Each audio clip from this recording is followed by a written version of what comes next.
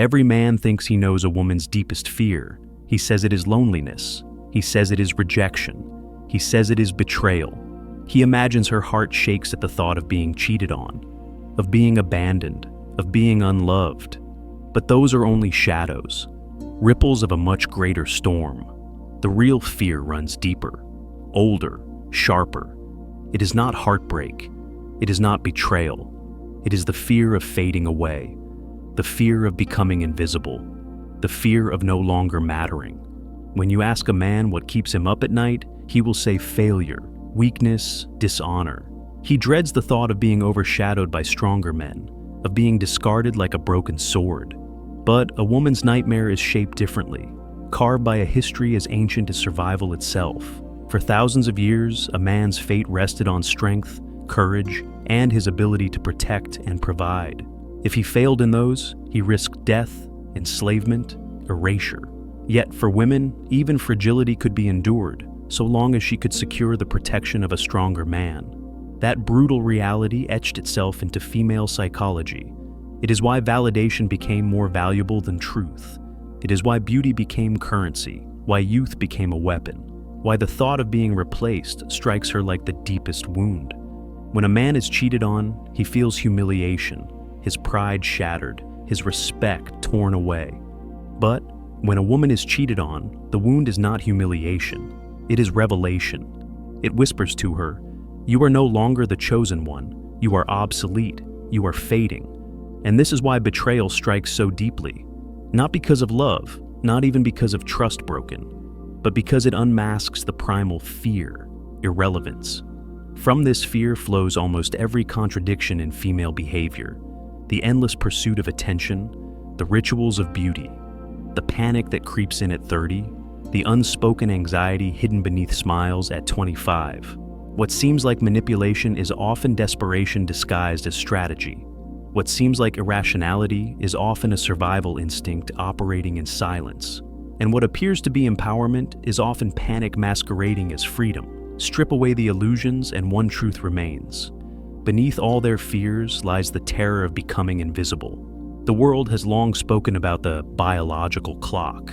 Men interpret it as the countdown toward fertility, the time limit for childbearing. But that explanation is shallow. The clock measures more than reproduction. It counts down her relevance, her place in the marketplace of attraction, her hold on the gaze of the world. A man's value compounds with time. He can be poor in his youth, lost in his 20s, struggling in his 30s. Yet if he rises in wealth, wisdom, and stature, he becomes more magnetic with age. A man is an investment. His worth grows when cultivated. But a woman's value is front-loaded. Youth and beauty give her extraordinary power early in life, yet that power peaks and then declines. And deep inside, whether she admits it or not, she knows. She may repeat slogans of empowerment. She may lose herself in the digital applause of filtered photographs. But late at night, when the masks are off, she feels the ticking. Not the ticking of fertility, but the ticking of fading relevance. This is why women freeze eggs long before they want children, because biology whispers that the window is closing. This is why social feeds overflow with desperate displays of beauty, past the age where it once brought effortless attention.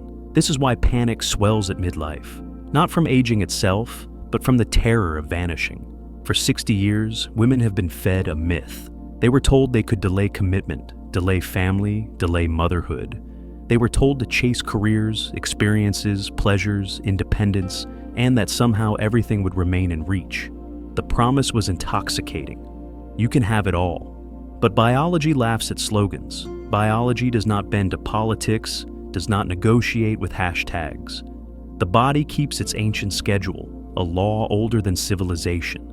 And when that law asserts itself, panic rises like a tide. This panic explains hypergamy, the relentless drive to reach for the strongest man available. Men sneer at it, call it greed, accuse it of cruelty. Yet beneath it lies insurance, an ancient calculation. If my value is slipping, I must secure the highest protection I can, while I still can. What appears manipulative is often desperation hidden behind painted lips. What looks like calculation is fear. Fear of the clock, fear of disappearance. And this fear will not dissolve. no matter how progressive the culture pretends to be. Because the biological countdown is not only about bearing children, it is about visibility, about power, about survival.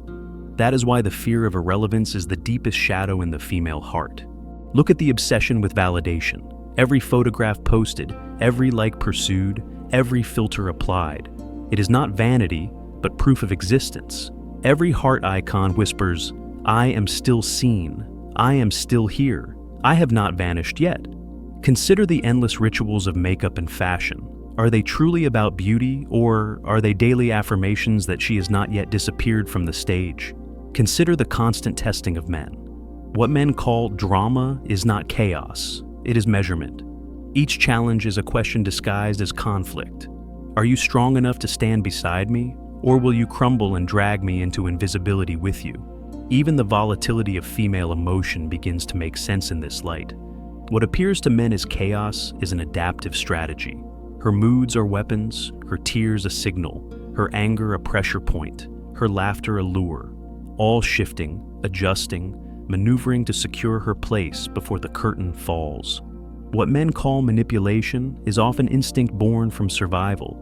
Every action, every contradiction, traces back to the same whisper. Do not let me vanish, not yet. And yet men continue to misread it. They project their own fears onto women, believing women crave what men crave: respect, legacy, honor. When women chase attention, men call it childish. When women test, men call it cruelty. When women reach upward for stronger men, men call it betrayal. They mistake strategy for malice, fear for manipulation. And in their blindness, men grow bitter, retreat into anger, retreat into corners of the internet where they call women broken. But women are not broken. Men are blind. This blindness destroys men more than female fear ever could, because misunderstanding women leads to endless frustration. Men believe that being kind, loyal, and loving will satisfy her deepest insecurity. And when it fails, they rage in confusion. But the truth is simple. Loyalty does not quiet the ticking clock. Flowers do not erase the whisper of irrelevance. Her tests, her doubts, her contradictions are not attacks. They are biology speaking through her. Once you see this, bitterness becomes unnecessary. Her fear is not personal. It is not about you. It is the echo of thousands of years of survival written into her mind and body. The question is not whether she fears, but whether you as a man can become strong enough to steady that fear. Her fear is irrelevance through time. Your fear is irrelevance through weakness. Two mirrors reflecting the same truth. Vanish, and you are forgotten. Most men never face this. Women may panic when the clock ticks, but their panic at least drives them to act, to seek, to test, to maneuver. Men, when faced with their own irrelevance, often drown quietly. They numb themselves with distractions, bury themselves in screens, food, addictions, porn, shallow escapes. They decay while still alive, invisible not through aging, but through failure. A man can be 35 and already a ghost, wandering in silence, irrelevant to women, to society, to himself. Nature does not pity such men. Women do not respect them. History does not remember them. Weakness erases them more swiftly than time erases beauty. This is why civilizations crumble, not because of women fearing age, but because of men surrendering to weakness. The decline begins when men stop rising, when they abandon discipline, when they trade purpose for comfort. Women lose power when their youth fades, but men lose everything when they stop climbing. And so, the same law hangs over both sexes. Women must contend with time, men must contend with failure. Both, if defeated, face the same fate, irrelevance. This is why the fear you see in women should not make you bitter. It should wake you up. Her battle is with vanishing youth. Yours is with untested strength. If her fear is becoming invisible, your task is to ensure that you cannot be ignored. Build a body that commands respect, a mind that cuts through deception, a mission so sharp that collapse itself cannot erase you. For when civilizations fall, when empires burn, it is not weak men who are remembered. It is not distracted men, numbed men, irrelevant men. It is the strong, the disciplined, the purposeful who rise from the ashes and carve the new order. Women fade with time. Strong men harden with it. The choice is yours. This is why women's fear should not inspire anger in you, but urgency. Because their fear is only a mirror of yours. If they are terrified of irrelevance, what excuse do you have to remain weak? Every wasted day for you is a day where irrelevance tightens its grip. Every indulgence in distraction, every surrender to comfort, is a step toward disappearing before your life has even begun. So, ask yourself, which man are you?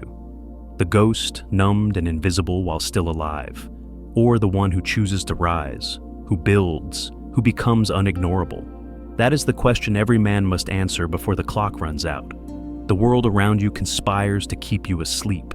Comfort whispers that you have time. Distractions offer you endless escape. Weakness disguises itself as acceptance.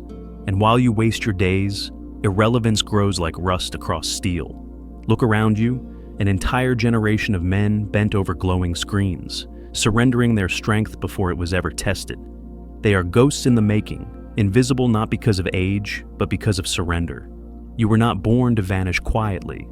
You were not placed in this life to dissolve into background noise, scrolling, consuming, obeying until the end. You were born to fight against the pull of irrelevance, to carve meaning into the fabric of existence with your strength, your discipline, your purpose. Women's fear of fading is not an enemy. It is a reminder. It tells you that time is merciless to them, but weakness is merciless to you. The solution is not to rage at women, not to curse biology, not to drown in bitterness. The solution is to rise so completely that no fear, neither theirs nor yours, can erase you. Build the kind of strength that commands respect without asking for it. Forge the kind of mind that pierces through lies. Live with a mission so clear that even collapse cannot bend you. Because history only remembers those who refuse to be forgotten. Civilizations fall, empires collapse. But in the ruins, strong men stand tall, their names carried forward because they refused weakness.